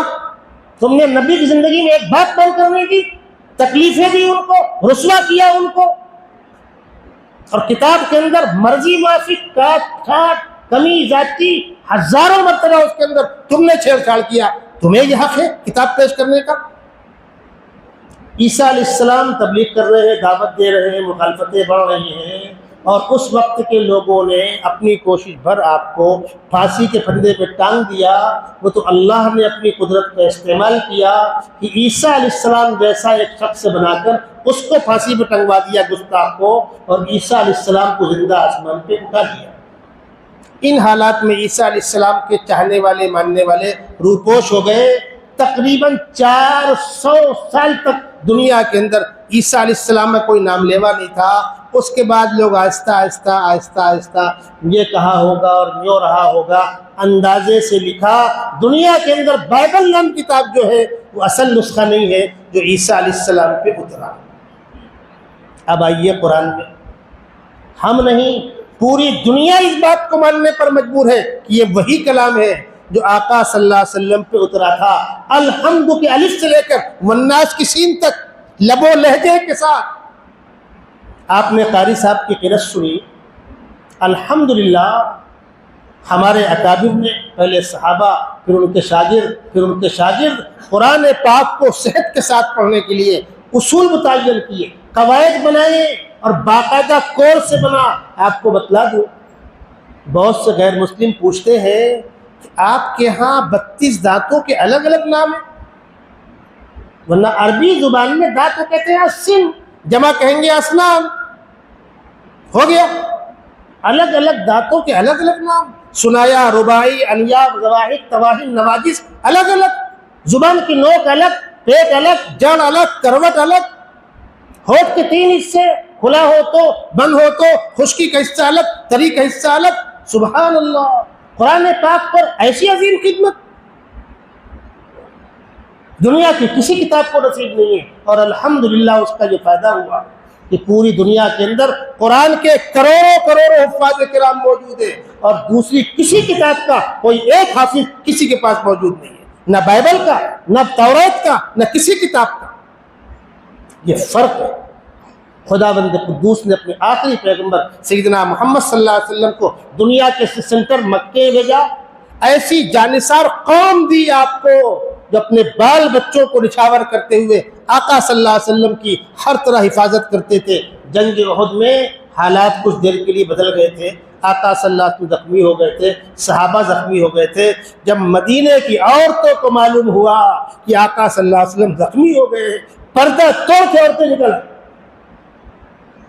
ایک خاتون چل کر آ رہی ہے، ایک صحابی لوٹ کر جا رہے ہیں، وہ پوچھتی آقا صلی اللہ علیہ وسلم کا کیا حال ہے؟ تو انہوں نے کہا تمہارے شوہر مارے گئے۔ وہ کہہ رہی ہے پوچھتی ہوں آقا صلی اللہ علیہ وسلم کا کیا حال ہے؟ کہا تیرے بیٹے مارے گئے۔ وہ کہتی ہے آقا صلی اللہ علیہ وسلم کا کیا حال ہے؟ کہا تیرے بھائی مارے گئے۔ اس خاتون نے کنکری لی اور پھینک کے مارا، کہا جو میں پوچھتی ہوں وہ بتلا۔ انہوں نے کہا آقا صلی اللہ علیہ وسلم بخیر و عافیت ہے۔ کہا الحمدللہ ہر غم ہلکا ہے۔ آپ کیا سمجھتے؟ حضرت حمزہ رضی اللہ تعالیٰ عنہ شہید کیے گئے، اللہ کے نبی صلی اللہ علیہ وسلم کی پھوپھی حضرت حمزہ کی سگی بہن حضرت صفیہ چل کر آ رہی ہے۔ آپ نے صحابہ سے کہا پھوپھی کو روکو، کیوں؟ چچا کے لاش کے ٹکڑے کیے گئے تھے، عورت ذات ہے، برداشت نہیں کر پائے گی۔ صحابہ نے روکنا چاہا، دھکا دیا، کہا میں سمجھتی ہوں کیوں روک رہے ہو، تم سمجھتی ہو میں ماتم کرنے آ رہی ہوں، میں ماتم کرنے نہیں آئی ہوں، بھائی کو مبارکباد دینے آ رہی ہوں۔ آ کر لاش کے سامنے کھڑی ہوئی اور کہا حمزہ جو ہوا اللہ کے دین کے لیے ہوا، موت تو برحق ہے، بستر پر آوے کہ میدان جنگ میں آوے، مجھے فخر ہے میں روز قیامت شہید کی بہن کہہ کے پکاری جاؤں۔ یہ جذبہ جنگ احد میں دشمن نے آپ کی طرف تیروں کی بوچھار کر رکھی تھی، آپ پر حملہ کرنے کے لیے صحابہ سب بنا کر کھڑے ہو گئے تھے، اپنے سینوں پر تیر کھائیے۔ حضرت طلحہ کے بدن میں 80 وار آئے تھے، 80 زخم آئے تھے، ہاتھ زخمی ہوا، زندگی بھر کام نہیں کر سکا، یہ جانثاری کسی کو نصیب نہیں۔ ہم اور آپ بھی ان حدیثوں کو پڑھتے ہیں، الفاظ کو دہراتے ہیں، ہمارے ماں باپ آپ پر قربان، زبان کہہ رہی ہے، دل کیفیت کاش کی ویسی بنے۔ صحابہ نے سب کچھ قربان، سب کچھ نثار کیا، اور اللہ کے نبی صلی اللہ علیہ وسلم پر جو کتاب اتری ہے، جو دین آپ لے کر آئے ہیں، جس کو قرآن کہتا ہے هو الذی ارسل رسولہ بالہدی ودین الحق لیظہرہ علی الدین کلہ، اللہ اس دین کو سارے ادیان پر غالب کرنا چاہتا ہے، اس کو صحابہ نے عملی طور پر کر کے دکھا دیا۔ آقا صلی اللہ علیہ وسلم مکۃ المکرمہ میں ہیں، نبوت ملنے کے بعد 13 سال تک صرف مظالم سہے ہیں، کوئی نظام نہیں بن سکا۔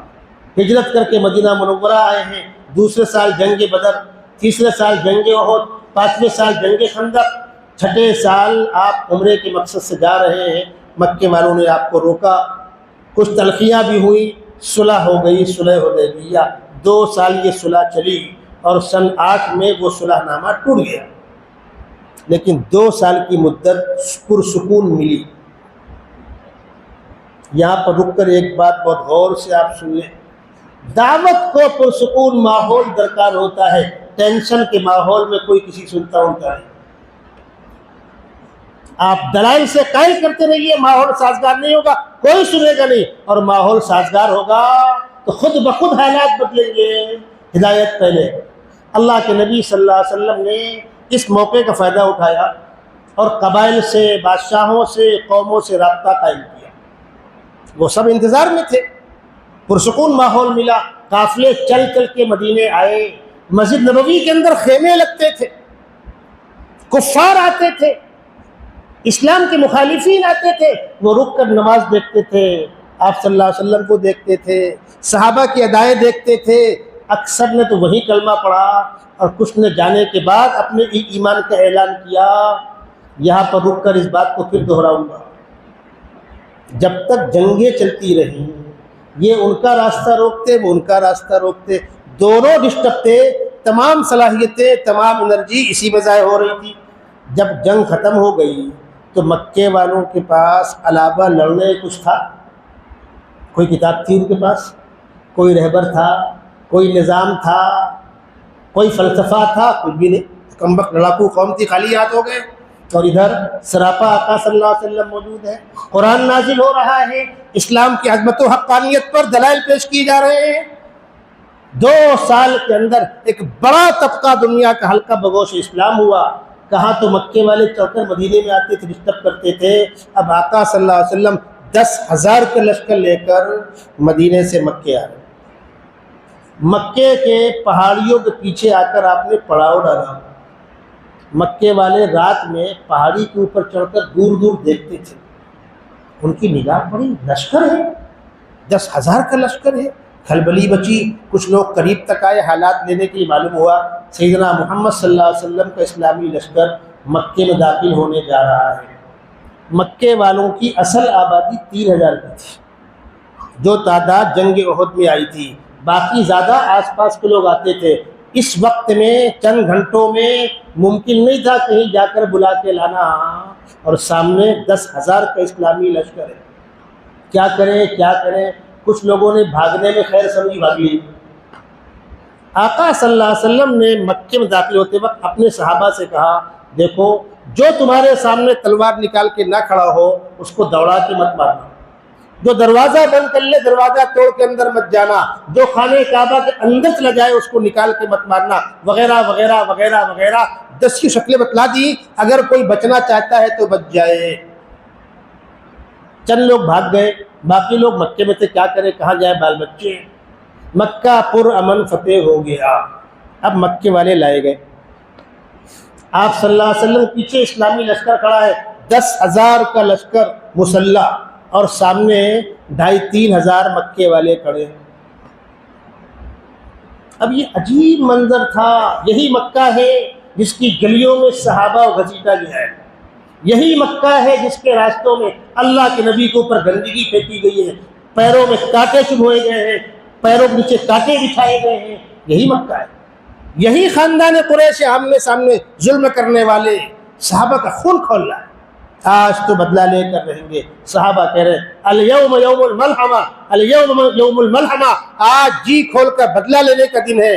آپ فرما رہے لا الیوم یوم المرحمہ، الیوم یوم المرحمہ، آج معاف کرنے کا دن ہے۔ اور صحابہ سے فرمایا فرق کو محسوس کرو، وہ وقت ان کے فیور میں تھا، ہم کمزور تھے، انہوں نے بدتمیزی کی، یہ وقت ہمارے فیور میں ہے، اگر ہم نے بدلہ لیا تو فرق کیا رہے گا، ہم کو معاف کر دینا ہے۔ صحابہ خاموش ہیں۔ مکے والے سامنے لائے گئے، ہاتھوں میں ہتکڑیاں، پیروں میں بیڑیاں۔ آپ نے پوچھا تمہارا میرے بارے میں کیا گمان ہے؟ جواب کیا آئے گا؟ ہم بدتمیز تھے، گستاخ تھے، ظالم تھے، ہم نے جو کیا غلط کیا۔ آج اللہ نے آپ کو عزت دی ہے، طاقت دی ہے، اگر آپ چاہیں تو بدلہ لے لیں، آپ کو حق ہے۔ لیکن روح زمین میں آپ سے بڑا شریف انسان نہیں ہے، آپ رحمت للعالمین ہیں، آپ شریف ماں باپ کے شریف بیٹے ہیں، ہم آپ کی شرافت کی بھیک کا واسطہ دے کر آپ سے معافی چاہتے ہیں۔ اگر آپ معاف کر دیں تو آپ کا احسان ہوگا، بدلہ لے لیں، آپ کو حق ہے۔ اب ادھر سے کیا جواب آتا ہے؟ زمین و آسمان تھم گئے۔ یہ منظر ہے، مکے والے اعتراف کر رہے ہیں جرم کا اور معافی کی بھیک چاہ رہے ہیں۔ آپ کی زبان سے کیا نکلا؟ آپ نے فرمایا اقول کما قال یوسف لاخوته اذهبوا فانتم الطلقاء لا تثریب علیکم اليوم۔ تاریخ میں ایک واقعہ موجود ہے، حضرت یوسف کے بھائیوں نے آپ کے ساتھ زیادتی کی، بدتمیزی کی، کنویں میں ڈالا، بیچ دیا، وغیرہ وغیرہ۔ پھر وہ وقت آیا، حضرت یوسف مصر کے بادشاہ ہیں اور بھائی سامنے کھڑے ہیں، مجرم۔ حضرت یوسف کہہ رہے ہیں اپنے ابا سے ھذا تأویل رؤیایا من قبل قد جعلها ربی حقا وقد احسن بی اذ اخرجنی من السجن وجاء بکم من البدو۔ ابا جان دیکھیں ایسا ہوا ایسا ہوا، اور ابا جو میں نے آپ کو بچپن میں خواب سنایا تھا انی رأیت 11 کوكبا والشمس والقمر، اللہ نے وہ خواب سچ کر دکھایا۔ بھائی کہہ رہے ہیں بھائی یوسف ہم گستاخ تھے، ہم بدتمیز تھے، ہم اقراری مجرم کو معاف کر دو۔ یوسف کہہ رہے ہیں بھائیوں سے لا تثریب علیکم اليوم یغفر اللہ لکم، کوئی مواخذہ نہیں ہے، شیطان نے بہکایا تھا، قد نزغ الشیطان بینی وبین اخوتی، شیطان نے بیچ میں غلط فہمیاں پیدا کی تھی۔ بھائیو آپ میرے باپ کا خون ہو، میں سب کو معاف کرتا ہوں اور آپ مصر میں عزت کے ساتھ رہو گے۔ تاریخ و واقعہ موجود تھا، اللہ کے نبی فرما رہے ہیں اقول کما قال یوسف لاخوته، جو بات حضرت یوسف نے اپنے بھائیوں سے کہی تھی وہی میں تم سے کہتا ہوں، جاؤ تم سب کو میں نے اللہ کے واسطے معاف کیا، کسی سے کوئی مواخذہ نہیں ہوگا۔ اور اپنے صحابہ سے فرمایا پلٹ کر آپ نے میں نے معاف کر دیا، تم بھی معاف کر دو، دل بڑا کرو اور معاف کر دو، اپنے بھائیوں کو سینے سے لگا لو۔ جب صحابہ نے آگے بڑھ کر مکے کے رشتہ داروں کو سینے سے لگایا ہے، بلک بلک کر روئے ہیں، اور اکثر نے اسی وقت اسلام قبول کر لیا۔ بس جو ہو گیا ہو گیا۔ اب اس کے بعد ان لوگوں نے کہا یا رسول اللہ زندگی اب تک اندھیرے میں گزری، اب زندگی کا اگلا ایک ایک پل دین کے لیے وقف ہے، اب آپ آگے جہاں چلیں گے ہم آپ کے ساتھ ہیں۔ اب یہ لشکر جو مکے میں داخل ہو رہا تھا 10,000 کا تھا، جب یہاں سے آپ آگے بڑھے ہیں حنین کے لیے تو جنگ حنین کے لشکر 12,000 کا ہے۔ یہ 2,000 کہاں سے بڑھے؟ یہ مکے والے جو اسلام میں داخل ہوئے تھے۔ بس ایک آدھ باتیں اور عرض کر کے اپنی بات ختم کروں۔ موضوع بہت اہم ہے، یہ باتیں بہت ضروری ہیں۔ اسلام کے اوپر یہ الزام لگایا جاتا ہے کہ اسلام طاقت کے زور پر پھیلا، اسلام خون خرابہ کی تعلیم دیتا ہے۔ اگر اسلام خون خرابہ کی تعلیم دے رہا ہوتا تو سب سے بڑا خون خرابہ کہاں ہوتا؟ فتح مکہ میں ہوا۔ اللہ کے نبی صلی اللہ علیہ وسلم جن جنگوں کے اندر بنفس نفیس شریک رہے، 19-20 جنگیں، 19-20 جنگوں میں 1900 نہیں مرے۔ آقا صلی اللہ علیہ وسلم کی مدنی زندگی میں جو بھی جنگیں ہوئی ہیں 2000 لوگ بھی نہیں مرے ہیں، شاید 650-700 لوگ ہیں بس ٹوٹل۔ اور آپ دنیا میں امن کے ٹھیکیدار، آپ جاپان پر 2 بم گراتے ہیں، ایک ہیروشیما ایک ناگاساکی پر، 1 لاکھ لوگ یہاں موت کی نیند سو جاتے ہیں، 1 لاکھ لوگ وہاں موت کی نیند سو جاتے ہیں۔ تم 2 لاکھ لوگوں کے خون کے پاپی ہو، امن کے ٹھیکیداروں، جہاں نسل در نسل بچے اپاہج پیدا ہو رہے ہیں۔ آج بھی ان تاریخوں میں وہاں کے لوگ باہر نکل کے لیٹ کر اس احتجاج کو زندہ رکھتے ہیں کہ ہمارے ساتھ یہ ظلم ہوا تھا۔ دنیا کے کسی فاتح کا نام بتاؤ، کسی ذمہ دار کا نام بتاؤ جس نے اپنی حکومت کو آگے بڑھانے کی جنگیں کی ہو اور اس کی جنگوں میں ایک جنگ میں 100-200 لوگ نہ مرے ہو۔ اسلام تلوار کے زور پر نہیں، اسلام اخلاق کی بنیاد پر، اپنی عظمت کی بنیاد پر، سچائی کی بنیاد پر، حقانیت کی بنیاد پر پھیلا ہے۔ یہ باتیں ہر مسلمان کو یاد رکھنی چاہیے اور معلوم ہونا چاہیے۔ میں مبارکباد دوں گا حافظ عالم صاحب جو آج کے پروگرام کے اصل محرک ہیں، اور یہ حقیقت ہے کہ کھاڑی پار میں رہا ہوں، یہاں کے لوگوں سے مجھ کو پیار ہے، محبت ہے، لگاؤ ہے۔ یہ میرے اوپر قرض رہتا ہے کہ میں کبھی کبھی آ کر آپ کے بیچ میں کچھ باتیں کر دیا کرتا ہوں۔ آئندہ بھی آپ مجھ کو محبت سے بلائیں گے، میں انشاءاللہ پھر آؤں گا۔ ہم شہر کے دوسرے محلے میں گھر چلے گئے رہنے کے لیے، لیکن کہیں سے ہمارا تعلق ختم نہیں ہوا۔ جس طرح میں ابھی 1 مہینہ پہلے تک درگاہ روڈ میں رہ رہا تھا، ابھی میں کھنڈو پارا منتقل ہو گیا، لیکن کیا رشتے ختم ہو گئے میرے؟ بالکل نہیں۔ ہم کہیں بھی جائیں اپنے لوگوں سے رشتے وہی برقرار رہیں گے۔ اللہ اس محبت کو برقرار رکھے، اس پروگرام کے منعقد کرنے والوں کو بہتر سے بہتر صلاح عطا فرمائے۔ یہ بہت اہم، بہت کام کی باتیں تھیں جو اللہ نے ذہن میں ڈالی، میں نے آپ کے درمیان ان کو پیش کیا۔ دیکھیے ہمارے شکیل بھائی 2 کتابیں لے کر آئے۔ ایک کتاب کا نام ہے گھریلو جھگڑوں سے نجات، اور دوسری کتاب ہے گھر جنت کیسے بنے۔ یہ دونوں کتابیں حضرت مولانا ذوالفقار صاحب مقدس اللہ العالی کی کے ملفوظات کو جمع کیا گیا ہے۔ آپ کو بتلا دوں ہو کیا رہا ہے۔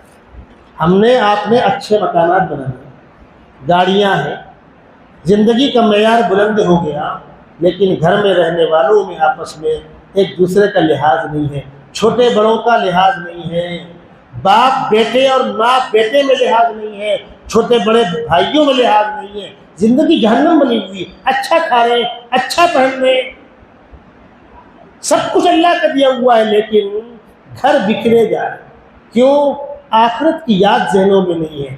اپنا حق چھوڑنے کا مزاج اور دوسرے کا حق ادا کرنے کا مزاج اگر ہوگا تو کہیں جھگڑا نہیں ہوگا۔ دھلیا کا اجتماع ہوا تھا 93 میں، حضرت جی مولانا انعام الحسن صاحب رحمۃ اللہ علیہ موجود تھے۔ وہ ان کا بڑا آخری اجتماع تھا، اور باندرا میں وہ نہیں تھے، اللہ کو پیارے ہو گئے تھے، 95 میں ان کا انتقال ہو گیا تھا۔ دھلیا کے اجتماع کے بعد مہاراشٹر لیول پر حکومت کے ذمہ داران سر جوڑ کر بیٹھے کہ یہ 35-40 لاکھ کا مجمع آیا اور گیا، کوئی ٹرافک کا پرابلم نہیں پیدا ہوا۔ ان لوگوں نے پوچھا ایک ساتھی سے کہ بھائی آپ لوگ کنٹرول کیسے کرتے ہیں؟ جو آپ چھڑی لے کھڑے ہوتے اس میں کیا ہوتا ہے؟ کوئی پاور ہوتا ہے؟ کہا نہیں، کوئی پاور نہیں ہوتا۔ اس نے کہا ٹرافک جام کیوں ہوتا ہے؟ اس کے آگے وہ، اس کے آگے وہ، پہلے میں جاؤں گا، پہلے میں جاؤں گا، دونوں کمبخت پھنسے کھڑے رہتے ہیں، لیکن کوئی کسی کو راستہ دینے کو تیار نہیں ہوتا۔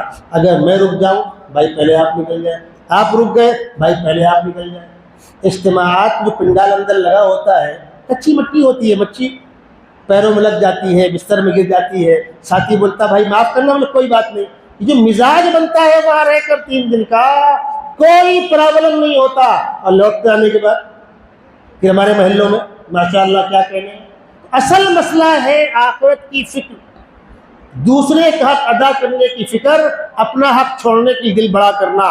گھریلو جھگڑوں کی بنیاد یہ ہے کہ کہ میں اپنا حق تو لینا چاہ رہا ہوں، دوسرے کا حق دینا نہیں چاہ رہا ہوں۔ بس یہ فکر پیدا ہوگی، جھگڑے ختم ہوں گے اور ہمارا گھر جنت کا نمونہ بنے گا۔ اس موضوع پر دونوں کتابیں ہیں، یہ گھر جنت کیسے بنے اور جھگڑوں سے نجات کیسے ملے۔ مولانا ذوالفقار صاحب کتنے کی بھائی؟ دونوں کتابیں 200 روپے کی ہیں۔ دعا کے بعد آپ حاصل کریں، انشاءاللہ بہت فائدہ ہو۔ کوئی اعلان؟ دعا بعد اب بیٹھ جائیں، درود شریف پڑھ لیں۔ اللہم صلی علی سیدنا مولانا محمد وعلی آل سیدنا مولانا محمد وبارک وسلم۔ رب اغفر وارحم وتجاوز عما تعلم انك انت الاعز الاکرم۔ یا حی یا قیوم برحمتک نستغیث اصلح لنا شأننا فی الامور كلها واجرنا من خزي الدنيا وعذاب الاخرہ۔ پروردگار ہم ساری گنہگار امت کو اپنے آقا صلی اللہ علیہ وسلم سے سچی پکی محبت نصیب فرما۔ آپ کی سیرت پڑھنے، سننے، سمجھنے، اس کو اپنی زندگیوں کے اندر زندہ رکھنے کی توفیق نصیب فرما۔ خدا بندہ اکابر صحابہ، علماء، اولیاء اللہ، محدثین، فقہا، انہوں نے دین کو ہم تک پہنچانے کے لیے عظیم خدمات انجام دی ہے، اپنی اپنی قبروں میں آرام کر رہے خدا بندہ ان کی قبروں کو نور سے منور فرما، ان خدمات کا بہتر سے بہتر صلہ عطا فرما۔ آج کے پرفتن دور میں ہم کو اپنی ایمان کی حفاظت کرنے کی توفیق عطا فرما۔ خدا بندہ ہمارے اعمال کی حفاظت فرما، ہمارے ایمان کی حفاظت فرما، ہماری مساجد کی حفاظت فرما، ہمارے مدارس، خانقاہوں، ہمارے اوقاف، آثار قدیمہ، ہمارے دعوت کے مرکزی مقامات، مرکزی شخصیات، دینی شخصیات، سب کی حفاظت فرما۔ ہم کو دین پر استقامت نصیب فرما، ہمارے جان و مال کو، ہمارے اسباب کو اپنے دین کی خدمت کے لیے قبول فرما۔ جب تک زندہ رکھ، دین پر استقامت کے ساتھ زندہ رکھ، اور جب آخری وقت ہو تو ایمان کی پاکیزہ موت نصیب فرما۔ دنیا کے اندر بھی نیک بندوں بندیوں کا ساتھ نصیب فرما، آخرت کے اندر بھی نیکوں کا ساتھ نصیب فرما۔ رسول مقبول صلی اللہ علیہ وسلم کی شفاعت نصیب فرما، آپ کے ہاتھوں جام کوثر نصیب فرما۔ پروردگار عالم، آج کی مجلس کے اندر جن لوگوں نے اپنا قیمتی وقت دیا، آ کر بیٹھے، دین کی باتیں سنی، اسی امید پر کہ آخر میں دعا ہوگی، ہم بھی آمین کہیں گے۔ خداوندہ ان کے دلوں کے اندر جو جو جائز مرادیں ہوں، سب کی مرادیں پوری فرما دے، کسی کو خالی ہاتھ واپس نہ فرما۔ بے روزگار کو روزگار نصیب فرما، بے اولادوں کو اولاد نصیب فرما، بیماریوں سے نجات نصیب فرما، اس شہر کے کاروبار کے پھلنے پھولنے کے اسباب نصیب فرما۔ خداوندہ مسلمانوں کو رزق حلال پاکیزہ روزی نصیب فرما، محنت کر کے کما کر بھلے کاموں میں خرچ کرنے کی توفیق نصیب فرما۔ ہم جہاں پر جمع ہوئے ہیں، بیٹھے ہوئے ہیں، یہ تیرا گھر ہے، قیامت تک اس کے آباد اور شاداب رہنے کے اسباب عطا فرما۔ جن بندوں کی کوششوں سے اس مسجد کی بنیاد پڑی تھی، اکثر تجھ کو پیارے ہو گئے، اپنی اپنی قبروں میں آرام کر رہے ہیں۔ خداوندہ ہماری نیکیوں میں ان کا حصہ نصیب فرما، ہماری نیکیوں میں ان کا حصہ نصیب فرما۔ ہم چھوٹوں کو اپنے بڑوں کو یاد کرنے کی توفیق نصیب فرما۔ وصلی اللہ تعالی علی خیر خلقہ محمد وعلی آلہ واصحابہ اجمعین برحمتک یا ارحم الراحمین۔